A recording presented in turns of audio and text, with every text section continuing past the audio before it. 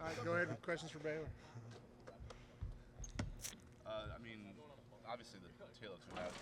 I mean, the continuation of the first half was more of like the turnover issues that have kind of plagued you guys for the first 2.5 games. What was different about that second half? Yeah, well, one, we didn't turn the ball over, and I think we just had better pace, and especially in transition, getting out and running, and just kind of flowing into the offense instead of kind of getting into it. Like the first half, it was kind of stagnant getting into it, and the second half, it kind of just flowed really well out of transition, and we were able to get some open looks out of that. And I think that was probably the biggest difference from the first half to the second half. Do you feel like that, like confidence wanes throughout the season in the second half like that, kind of get you back to your level? Yeah, I mean, I wouldn't say it necessarily wanes. I mean, I would say my confidence and a lot of the guys' confidence never really wanes regardless of what's going on. But for sure, having a second half like that can definitely propel you into, the next game to feeling good and getting off to a hot start for sure. So your guys' pace numbers have been down a little bit over the past few games. Have you felt that as a player, and how much more enjoyable was it to be able to run in the second half? Yeah, I mean, I don't know if I necessarily felt it more as a player or not, but definitely the second half was a lot of fun, just running up and down, the ball moving. Wasn't a lot of dribbling and just finding the open guys shooting, kind of playing basketball how it's supposed to be played. So. What do you think led to those turnover issues, especially knowing that it was an area of emphasis coming into the last few games? Yeah, I think just kind of overcomplicating things. Trying to do too much instead of like the second half. I said we really moved the ball well and moved without the ball instead of kind of really just dribbling the ball a lot the first half and kind of just overcomplicating things, trying to do a little too much. I think that's kind of what led to those first half turnovers. Providence has really had a strong start to conference play. What do you see out of them, and what's going to be the key to Saturday? Yeah, well, I haven't watched too much of them. Obviously, I know they're a top 25 team and they're really good, and they always play physical. Obviously got a new coach this year, Coach English, but I played against him when I was at South Dakota State and know he's really good. So they're going to come in ready to play, and we're going to have to be able to match their energy and physicality throughout the whole game. See, they had a big injury in the last game last night. Yeah. Have you ever faced a team coming off something like that where something so dramatically changes the way that they're going to be able to play? Yeah, I don't know if I have, honestly, but obviously, that sucks, and prayers out to Bryce and speedy recovery for him, and obviously, that can obviously bring a team closer together and have them play harder. So, with that, we're just gonna have to be ready to play. So it seemed like you guys played maybe a little bit more inside out in the second half at Georgetown than you have all season. But was that the plan? I mean, we try. Believe it or not, we try to do that every game. I mean, obviously, it kind of just worked out that way. Obviously, I think running the floor and kind of getting some mismatches in the post helped with that as well. So. When teams plug up the, area around Kaufman to make it hard for him to get the ball, like what does it do for the playmakers like you, Steven, Trey? Where are your spots? Yeah, well, it just kind of opens up the floor a little bit more when they have to bring more guys on Kalkbrenner. Obviously, we feel like we have 4 great shooters around him, and being able to space the floor makes it easier for us to get open looks. And obviously, I feel like the last couple games, especially for me in particular, I've been able to get a few more open looks than I maybe have been in the previous 2 games, especially from the three-point line. And that's a big part to Kalkbrenner running the floor and sealing hard and having to draw attention. So. Have you changed something about your shooting process in the offseason? The way you're able to get shots. Yeah, well, I think I really just worked on speeding up my release and being able to, wherever the ball was thrown to me, be able to just catch it and let it go instead of having to, some guys have a dip in their shot and whatnot, and I just really worked on wherever I catch it, being able to just shoot right there and kind of get it off quicker, and I think that's really helped me this year. What's the difference in your ability to load up when your feet are set and you're waiting for it versus when you have a quick closeout and you have to get it off quickly? Yeah, I mean, obviously it's just like the pace of your shot has to be quicker when someone's closing out to you really fast. In other words, and when they're not closing out fast, you can kind of just it's like when you're shooting in the gym wide open, you can just kind of rhythm into it where when they're coming to your face, you have to kind of speed up that process. I think you hit a quick one against Marquette, one that didn't count against Nova. Yeah. How comfortable are you with the kind of the quick release? Yeah, I'm pretty comfortable. Like I said, I worked a lot in the off season with that to where it was kind of just second nature now. I'm not really even thinking about it. It's just natural for me. So.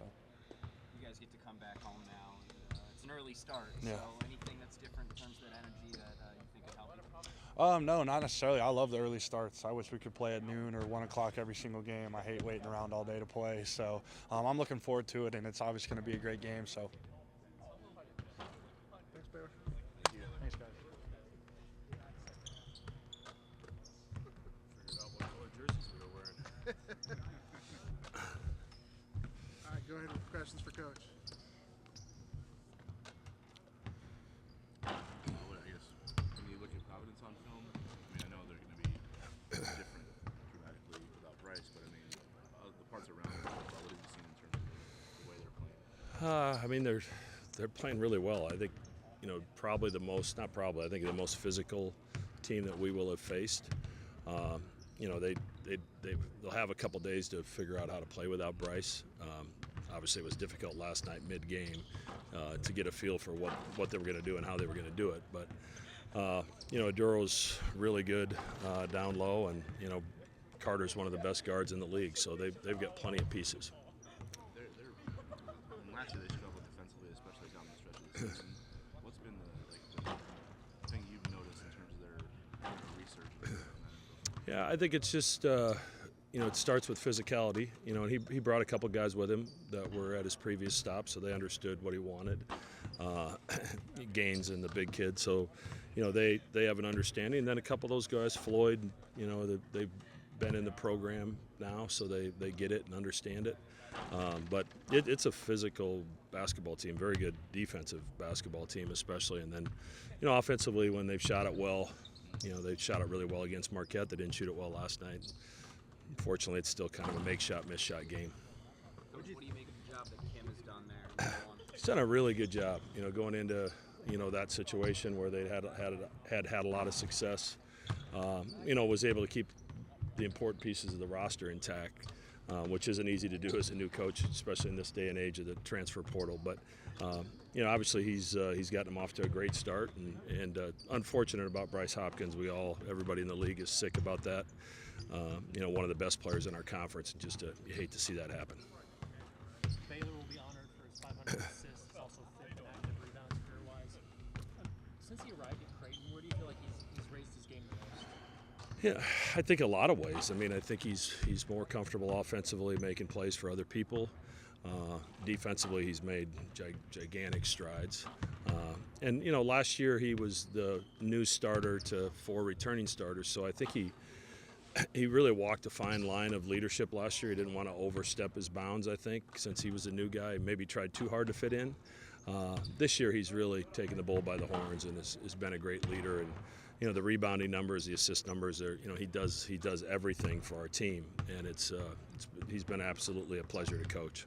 How nice has it been to see Trey get back on track? Yeah, it was good. I mean, Trey's been working, and you always talk about trusting your work, and Trey doesn't lack for getting the extra reps in. And he's, besides scoring the basketball, his assist numbers are great. And after a rough first half, he really cleaned up the turnover aspect as well, and made better decisions with the basketball. So, he's got the ball in his hands more this year, so you have to make more decisions. And when you make more decisions, you're going to make some mistakes. But I was really proud of the way he kind of refocused, reset, and came out and had a great second half. Carter's one of the best defenders in the conference, obviously. What's the key to executing offensively when a team has someone disruptive like him? Yeah, he wins the point of attack a lot on ball screens. He's really hard to screen, and he's physical enough and quick enough that he can keep it out of your hands some. And then he's very physical against the drive. So I would guess he's going to spend some time on Trey. So our ability to screen him is going to be really important, just to get Trey a little bit, get him loose a little, so he can get downhill and then make some reads. With the ball security, it's been a good half, a bad half, a good half, a bad half. Like, where are you seeing the symptom of it? Well, it's been a little bit of everything. We traveled a couple times. We had some against Villanova here, just a couple goofy handoffs that with guys that have been around a long time that you don't see happen very often. So it's the live ball ones we have to clean up. If you travel or you get a shot clock violation, that's one thing. But it's the live ball that we have to be careful. And It starts with not making passes on the move and not taking quite as many chances. I thought at Georgetown in particular, the first half, I thought we had what we were looking for, but it was a second and a half late to get it delivered, and by the time we tried to deliver it, the defense had adjusted. So the timing of some of that is so important, and then understanding if you miss your opportunity, you probably got to pass on it and make a different pass and keep the basketball moving. So it hadn't been a problem with this team, and all of a sudden it's cropped up, and hopefully it's in our past.